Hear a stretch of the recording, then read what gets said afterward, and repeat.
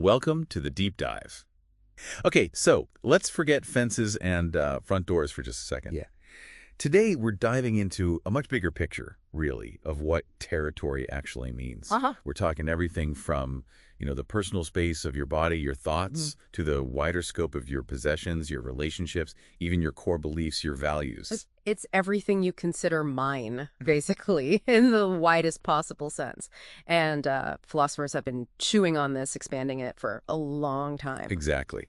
So our mission today really is to explore this broader idea of territory.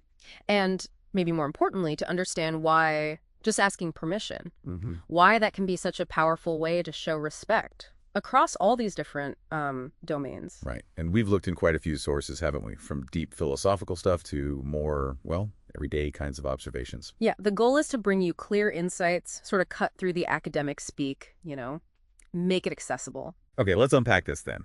When you first hear territory, you probably jump straight to, land ownership, physical space. That's the default, yeah.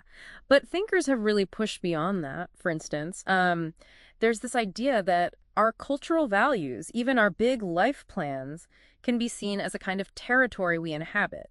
Okay. And what's really interesting is how different philosophical camps focus on different things. Some argue it's about our, cultural and emotional ties. You mean like historical sites or maybe family burial grounds, places with deep meaning? Exactly that symbolic connection. But then others focus more on the objective value, cities, resources, irrigation systems, that kind of thing. So both perspectives see territory as more than just empty space. It's loaded with meaning or value? Precisely. And then there's another view that territory is really about who's using it and what they're doing there.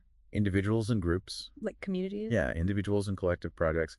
And this brings in our mental space, right?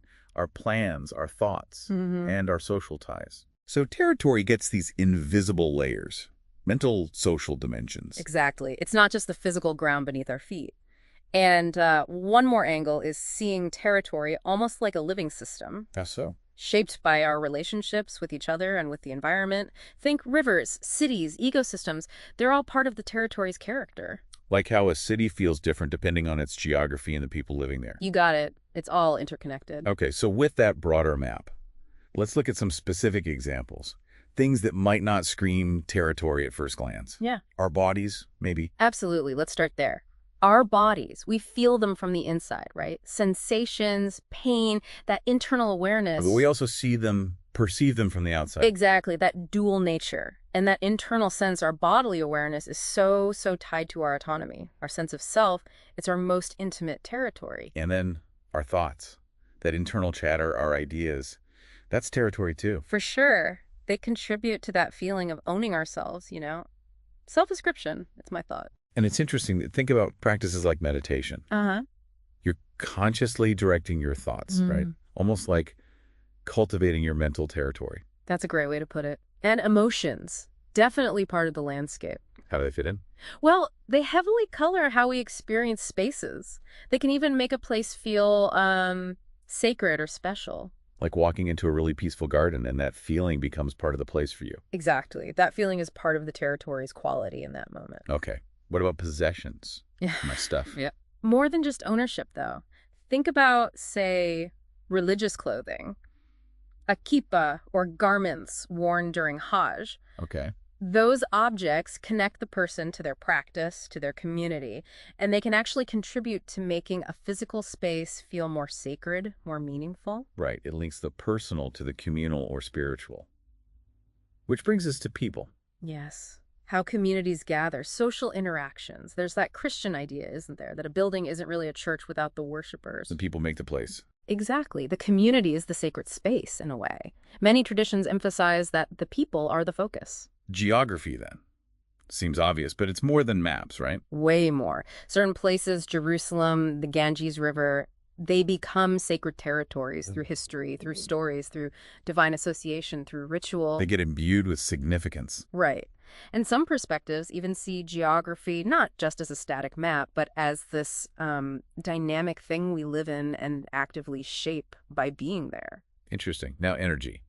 That's a bit more abstract. It is, but think about places that just feel powerful, like certain cathedrals or historical sites with heavy atmosphere. I feel a kind of presence. Yeah, some might call it divine power or just a strong energy. There are even ideas that see matter and energy as just different states of place itself. It's territory on an energetic level. Wow. Okay. And even our philosophy, our basic beliefs. Absolutely. Your personal philosophy, your core values, they form a kind of territory. They shape how you perceive everything else, including physical space. And different cultures develop their own sort of philosophical territories too. Unique ways of understanding. Definitely. There's a whole field looking at the geography of philosophy, how concepts vary or hold universally. Which leads naturally to values, our deepest principles. And these are reflected very clearly sometimes in how we treat certain spaces. Think about the expected behavior in a basilica, the rituals. The quiet, the respectful actions. It shows an understanding and respect for the values embedded in that territory. And this connects right back to those broader philosophical debates about respect and ethics concerning territory. Okay, so we've sketched out this really wide view of territory. Body, thoughts, feelings, stuff, people, places, energy, beliefs, values. It covers a lot. Now, let's zero in on asking permission. It might not always be a formal may I, right? No, often it's implicit, but that act of seeking consent, even subtly, is a fundamental sign of respecting autonomy, respecting boundaries. It acknowledges the other's space. Exactly. Even if you look back at historical ideas about, say, claiming land, there's often some notion of consent or acknowledging who was there first. And we see this playing out everywhere, across all these territories we just talked about. Body is the easiest one. Yeah, asking before you touch someone. Pretty basic respect for their physical space. With thoughts. Yeah. Maybe asking before jumping in with your idea. Or interrupting someone's focus. Right, respecting their mental flow. And emotions, checking in before launching into a really sensitive topic, acknowledging where they might be emotionally. Possession's obvious one. Asking to borrow something. Simple courtesy, yeah. And in relationships, seeking agreement on big decisions. That respects the shared territory you've built together. What about geography? Land use. Asking permission there recognizes established rights, community agreements, environmental considerations. Even asking for someone's time. Or, like, their energy. That respects their personal resources, their limits. Definitely. And philosophically, engaging with someone's ideas by asking questions first, rather than just attacking. That shows respect for their intellectual territory. And values. Yeah. Trying to act in ways that considers someone else's core principles. Or at least acknowledging when you're challenging them. It all loops back, doesn't it, to how we act in those sacred spaces we mentioned. The unspoken rules, the specific behaviors. They're all forms of asking permission, in a way. Or at least acting with permission assumed through shared understanding. Exactly. It's about that thoughtful, ethical engagement with another space, however you define that space. Okay, now I want to bring in this perspective from Christopher McClure.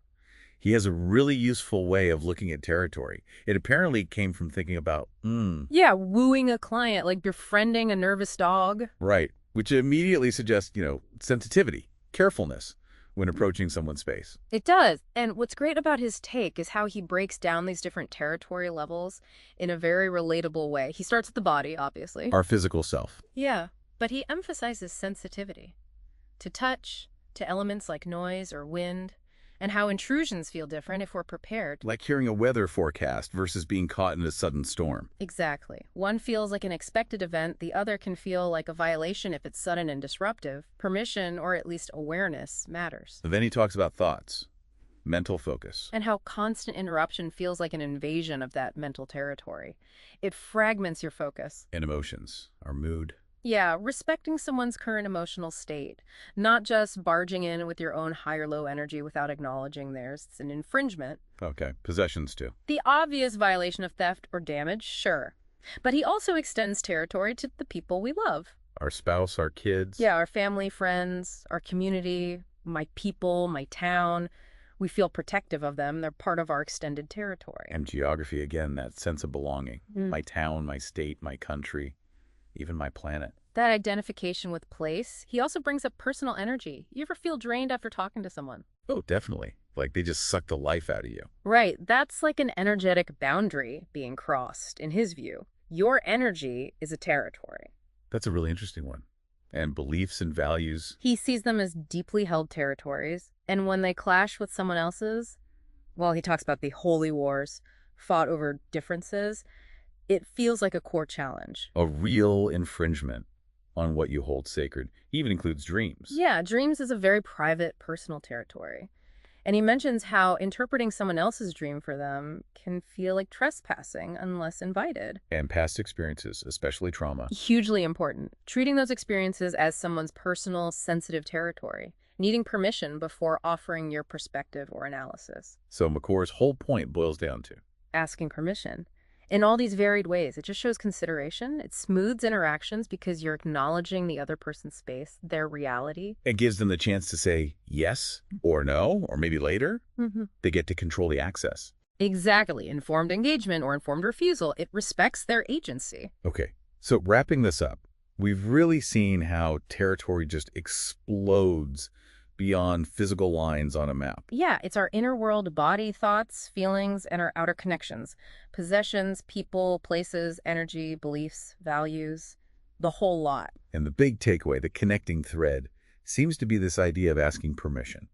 In its many forms, yeah, it's fundamental. It's how we show respect for all these different kinds of territory. It recognizes autonomy, honors boundaries. And hopefully leads to, interactions that are just more considerate, more understanding. Definitely. Which leaves us with a final thought for you, the listener. Yeah. Think about all these different territories you navigate every single day, your own and those of the people around you. Okay. How might really consciously thinking about asking permission, sometimes asking outright, sometimes just acting with more awareness and respect, how might that change your interactions? What new awareness do you have now about your own boundaries?